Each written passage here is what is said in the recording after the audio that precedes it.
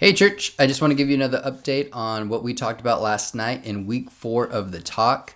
Last night was really kind of just sharing a little bit of my testimony and really this idea of big picture, small picture, because so much of my junior high school career, even college career, was like having this small picture idea of what life was about. That's just looking at the things that were so close in proximity and time wise, like dealing with the now versus the future or the big picture of things. So I really broke it down into 3 areas: that there's a spiritual side of it, there's a physical side of it, and there's also a social side of it.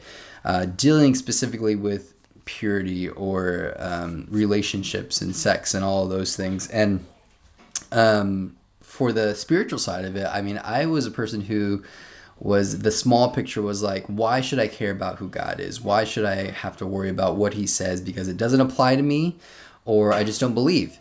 I'll believe when it's convenient, and I won't believe when it's not convenient. And that was the small picture of it. I was just like looking at this God of convenience. When he was around, great. If he's not, doesn't really bother me that much.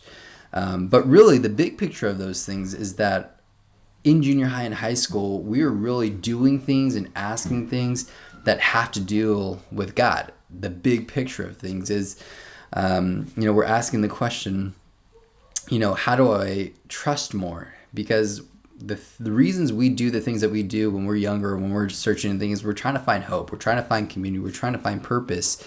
And those are all big questions that God has answers for.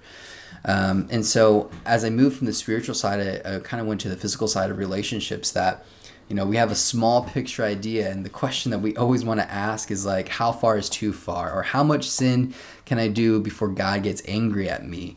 And it's very narrow scope of ideas, and it's almost asking the wrong question, because it's, how close can I get to the fire until I'm burned? We have these desires inside of ourselves that we say, like, how far can I push the line before it's too far? And inevitably we push the line, and then we're like, it's too late, it's too far. And so the small view is like, how far is too far? But the bigger question, the big picture question, is how can I be more self-controlled? And it's not by trying harder, it's not by mustering up more strength or anything, but it's replacing one desire for a greater desire. And so what does that actually look like? What do you desire from a relationship? What does that look like? And when you have that ultimate picture in your mind of what a relationship should be, you have to kind of set parameters or goals and saying, like, how do I keep that? How do I not taint that in any way? Because if that's your ultimate goal, well, then you're going to have to sacrifice these things to make that happen. And then lastly, I shared the social side of it, which, the social side of it is, I have these physical desires and I want them to be met, but, that happens, and it can be very, scary, because the things that we believe about relationships, the things we believe about sex and purity and all those things will get played out in real life. So if we're not thinking about them now, this small view of things, this small picture of, I have these desires, how can I have them met, can lead you down kind of a slippery slope. So the bigger question is, socially, when you think about having desires and how you've been created, again, God is good and God created sex. So God is good and sex is good.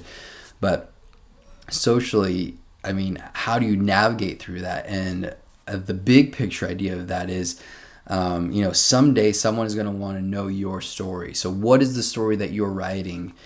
Because sometimes we write a story and it's either going to be, there's a part of my story that I don't want to share, and someone is asking about it. So I'm either going to have to lie and have them find out later on in life, or I'm going to have to tell the truth and kind of face the consequences, if there are any consequences to those. And so I really hope that would be a defining moment in everybody's life to say, like, if I've messed up, if I'm going down the wrong path, if I'm thinking about things I shouldn't be thinking about, let this be a moment where I say, this is a defining moment. And I'm no longer going to choose myself, but I'm going to choose something else, something greater. I'm going to have this greater desire that I'm going to shoot for. And another big takeaway that I hope people would walk away, and I hope that the conversation would turn and continue down, is that, it's this whole series isn't just about one guy coming up on stage and speaking during midweek about purity and saying, don't do these things, stay away from those things, and continue down this road. don't have bad thoughts, don't say bad things. Oh yeah, and don't have sex. I don't want it to be that, because honestly, those things don't work. I mean, I had those talks when I was a junior in high school, a senior in high school, and they didn't work. And part of the reason why they didn't work was because there was no conversation about where I actually was. The questions that I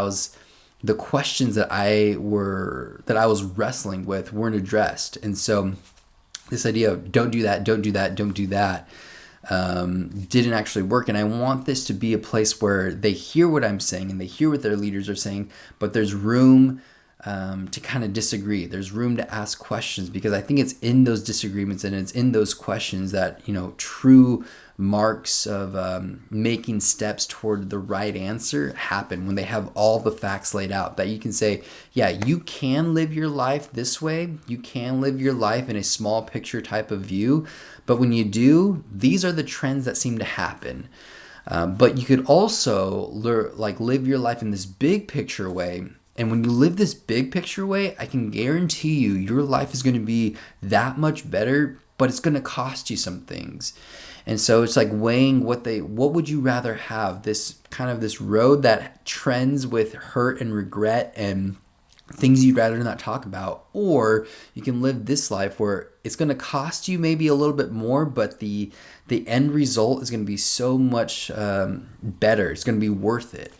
So I pray that you guys continue the conversation. I pray that it's been a blessing for you guys as well as your students, because I know the conversations that leaders are having and that I'm having with students have been really cool. It's just been an awesome time to speak truth, because they need to hear it, because they're hearing something else, and we kind of want to be supporting parents and letting them be the authority, but also reinforcing those good biblical principles that that God has for us, again, because He not only makes your life better, but He makes you better at life. So thank you, and I'll see you guys next week.